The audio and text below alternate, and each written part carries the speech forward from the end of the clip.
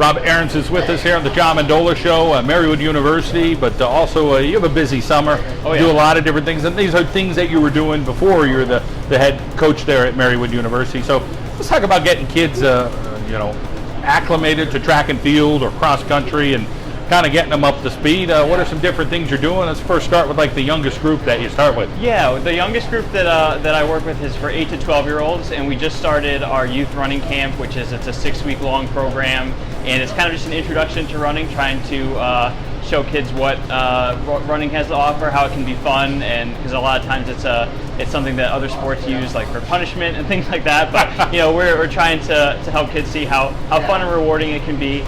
So one of the things we do with that is we encourage the kids to do a little bit of running on their own, and if they can complete a summer marathon, which is 26.2 miles, during the course of the 6-week program, they get a t-shirt that their friends can sign and things like that. So I encourage them to do a little bit on their own and kind of build up some mileage over the summer and try some different things.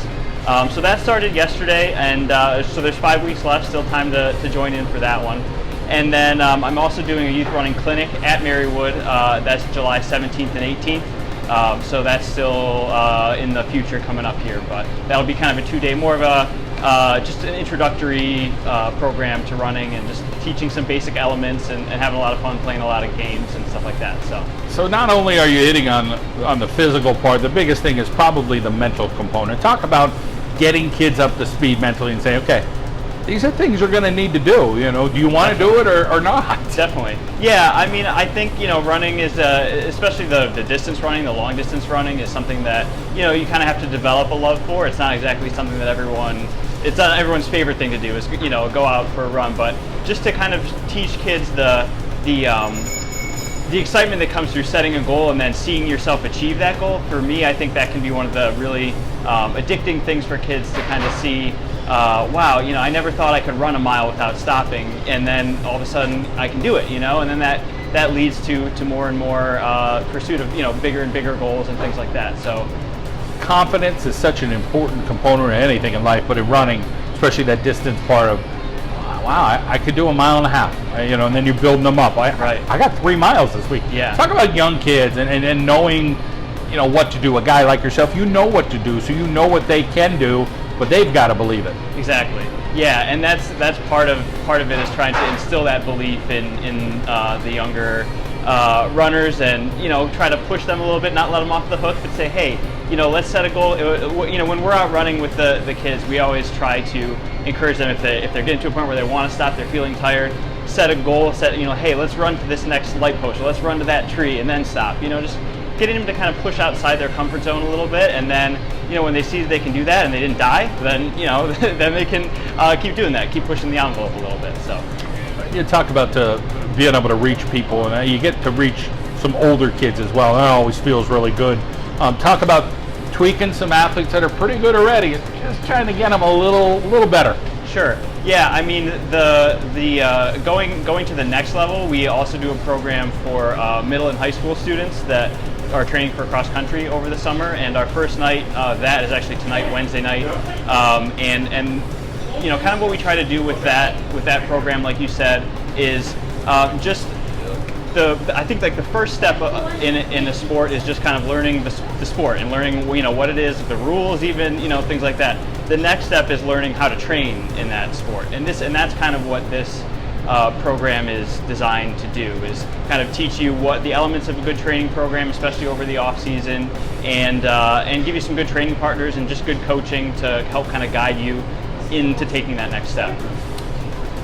We have some very good coaches here locally. We seem to do pretty well on the local high school level, but I'm sure people are asking you questions. You're a younger guy, and there's some veteran coaches around, and maybe even some people your own age. So talk about that collaboration with local coaches and just trying to make sure we're getting the best out of our kids here in northeastern Pennsylvania. Yeah, definitely. I mean, we in the programs that I run, I actually collaborate with a lot of the local coaches, and they will come in and work with different event groups and things like that, which is really nice. But I think as a whole, the track and field community is really supportive, and we want to see everyone, the level of our community raise. A rising tide lifts all boats, and I think that just upping that level of competition and being able to help each other out and that I think is something that maybe you don't see in some other sports. So it's one of the things I really like about track and field. On a personal note, you hear, we've interviewed some great girls over the years, Reagan Rome out of Dallas,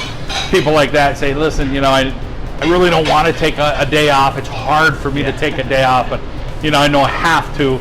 Talk a little bit about that discipline of knowing when to kind of shut it down, slow it down, pick it up, push yourself, all those different things that you would talk to in your running camps over the years. And now that you're a college head coach, those are conversations that you have as well. Yeah, it's funny, for a lot of those highly motivated athletes, I feel like one of the most important things that we do as coaches is kind of hold students back rather than kind of let them loose and get get to a point where they're burnt out or injured or things like that. But I think a lot of it is just kind of guiding that experience and learning how to read your body, how to listen to your body, what when to tell when it's a good time to scale things back a little bit, and when are good times to push.